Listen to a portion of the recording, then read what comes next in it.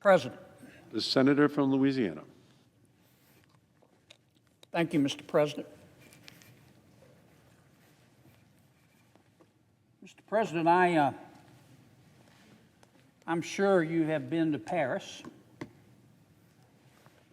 The architect, as you undoubtedly know, Mr. President, who designed the Louvre's iconic glass pyramid was actually an American. He was an Asian American. His name was I.M. Pei.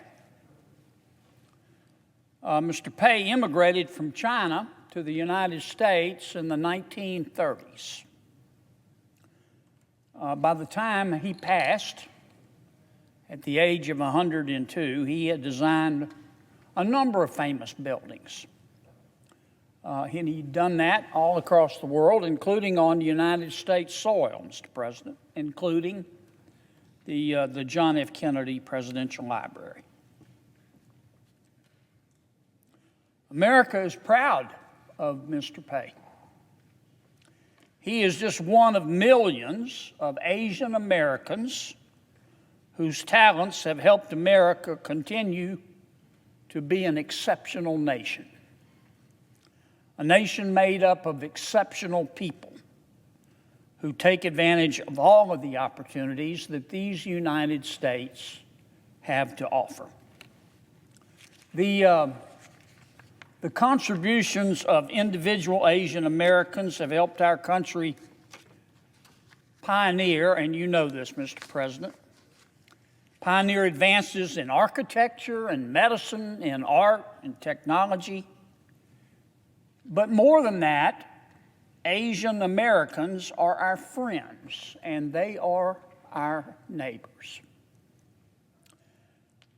The recent murder of Asian American women in an evil assault in Atlanta was an assault not just on the Atlanta community, but on the United States of America. President Biden has correctly denounced these attacks, and he is not alone. I know you join me in this, Mr. President. I condemn these evil murders in the strongest possible terms. No one can justify, no one, the brutal theft of 8 lives. Every community, every single one across our country is grieving for the victims and is grieving for the families. These victims were all made. They were each made in God's image, and Americans know that. And I also feel the same way, Mr. President, about the shooting in Boulder. We all do. America pioneered government that is based on inalienable rights that God gives each person. God has imbued every man and woman with dignity, and Americans answer that dignity with respect.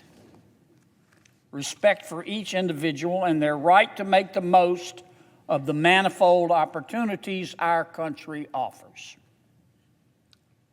Unfortunately, Mr. President, President Biden's rhetoric in defense of the Asian American community is not altogether matched by respect for the right of Asian Americans to reap the reward of their talent and grit. The Biden administration thus far, it has time to correct its course. Thus far has shown and did show right out of the gate, Mr. President, a determination to stick its head in the sand of some of America's top universities, actively discriminating against Asian Americans. Last year, as you know, Mr. President, the Justice Department sued Yale University. The Justice Department contended that Yale rejected many qualified Asian American applicants on the basis of race. Not on the basis of qualification, on the basis of race. The decision by the Justice Department came 2 years after several Asian American organizations filed a complaint with the Department of Justice and the Department of Education that accused Yale of what I just described, racial discrimination. Yet only a few weeks after President Biden set up shop in the Oval Office, the Department of Justice withdrew its own lawsuit based on racial discrimination against Yale University. And that is a natural fact. Watch what we say, not what we do. Unfortunately, Mr. President, Harvard University also seems determined to discriminate against Asian American applicants. In 2014, Students for Fair Admission sued Harvard, claiming that the school was using an application system that intentionally reduces the number of Asian Americans through evaluations that are subjective and potentially racially biased. You see, Mr. President, Harvard apparently believes it knows how to discriminate in the right way. It believed the same thing a number of years ago when it limited the number of Jewish people who could attend Harvard. When Harvard considers an applicant, Mr. President, the school doesn't just look at their grades or their test scores or their academic awards. In fact, the admissions team at Harvard often looks past these objective indicators to a student's, this is what Harvard calls it, a student's personal ratings. Personal ratings, which is an unfair, ridiculous, and a subjective standard. These personal ratings, as Harvard calls them, supposedly take into account character traits like humor, sensitivity, helpfulness, and courage. For years, Harvard has consistently granted lower personal rating scores to Asian Americans than it has to other applicants. And that too is a fact, Mr. President. The judge in the Students for Fair Admissions lawsuit wrote the following, I'm going to quote, "The data demonstrates," these are the judge's words, not mine, "the data demonstrates a statistically significant and negative relationship between Asian American identity and the personal rating assigned by Harvard admissions officers, holding constant any reasonable set of observable characteristics." I didn't say that, Mr. President. The judge in the case did. Now, I want to be fair. It may look smart or wise for Harvard to look for well-rounded applicants. I get that. Until you realize and think about it, that these personal ratings are not just subjective, they're subversive.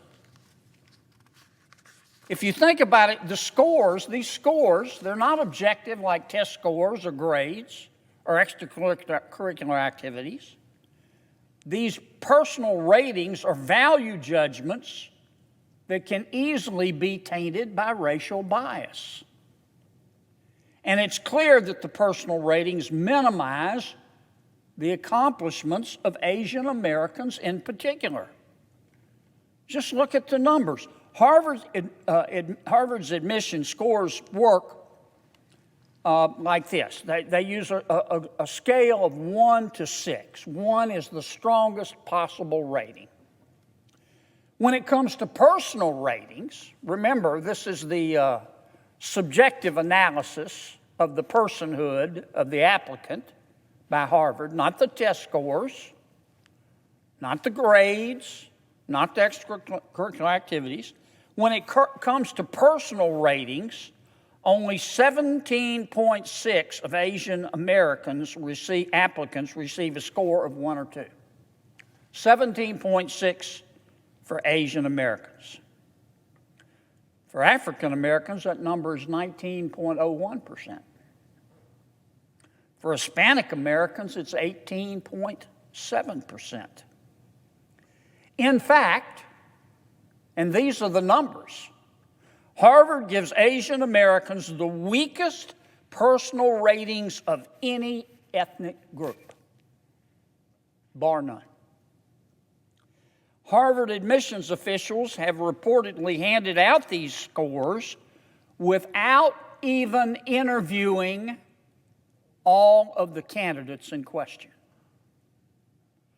Personal ratings without interviewing the applicants.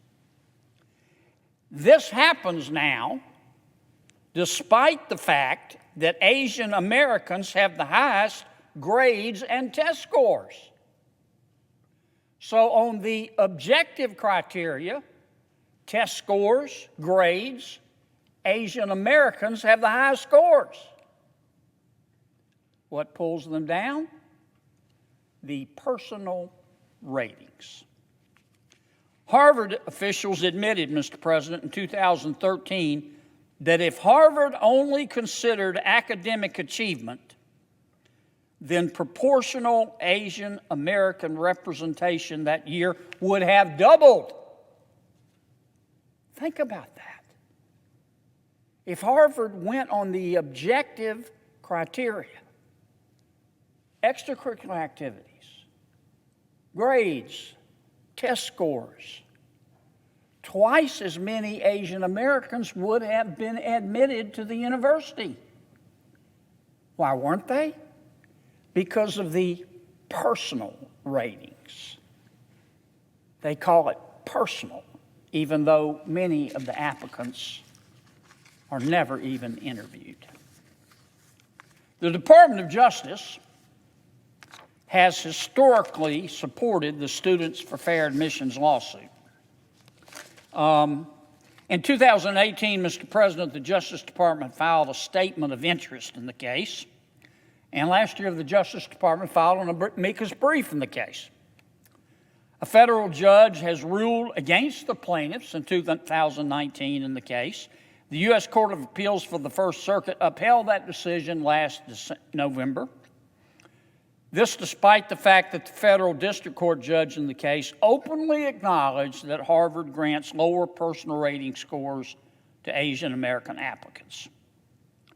So the fruits of Harvard's policy are pretty clear. You don't have to be Mensa material to figure this out. The Ivy League school has repeatedly rejected highly qualified Asian American candidates because of their race. But there is still hope, Mr. President, for justice for our Asian American students. The Supreme Court may well take up this case, and the White House could defend the cause of merit against Harvard's alleged racial discrimination. So let me say this, Mr. President, as clearly as I can. If President Biden, if the Biden team are committed to fighting racial discrimination against Asian Americans, if President Biden and his team want to lift up Asian Americans as they say they do, it's not hard to see how countering racist policies within the privileged halls of Harvard, a school that receives federal dollars, it's not hard to see how supporting that litigation must be part of President Biden's commitment. So today, with all the respect I can muster, Mr. President, I am calling on President Biden and his Justice Department to support the Asian American students who have brought their case against Harvard. Mr. President, Harvard's an extraordinary school. Nothing I say is meant to denigrate the quality of that great university. But being a pillar of higher education doesn't mean that Harvard is above the law. I.M. Pei attended Harvard in the 1940s. Who knows if they would accept him today because of his personal rating? You know, that's a shame, Mr. President. And it shouldn't stand. President Biden should stand up for the rights of Asian Americans to be treated fairly by America's schools. His Justice Department should support this lawsuit. To be is to act, Mr. President. All we are is the sum of our actions. Everything else is just conversation. Don't just talk about supporting Asian Americans, Mr. President. Do it. Do it. Please don't be selective in the reality you choose to accept. Mr. President, I suggest the absence of a quorum. The clerk will call the roll. Ms. Baldwin.